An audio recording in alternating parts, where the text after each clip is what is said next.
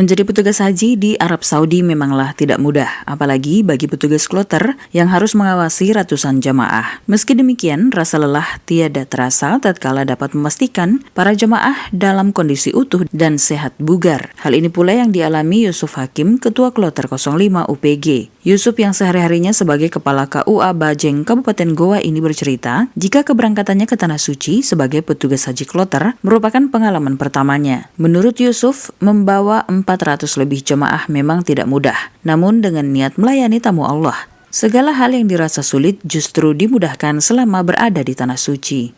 Karena ada motto yang sudah kita pegang kemarin sama-sama bahwa tugas kita daripada kita, maka semua suka dukanya kita rasakan sama-sama, capeknya kita rasakan, tapi semangat itu tetap tidak berkurang.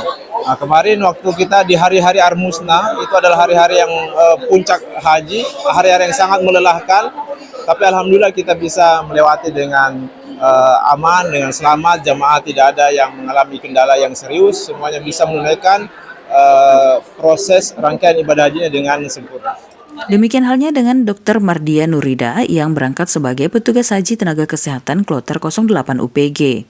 Mardia bercerita selama di Tanah Suci banyak jemaah yang mengeluh sakit batuk dan keluhan pernapasan. Namun dengan seringnya bertemu jamaah dan tenaga kesehatan lainnya inilah yang menjadikan pengalaman baru baginya. Baru pertama kali jadi petugas. Alhamdulillah, sukanya banyak, dukanya alhamdulillah tertutupi dengan sukanya.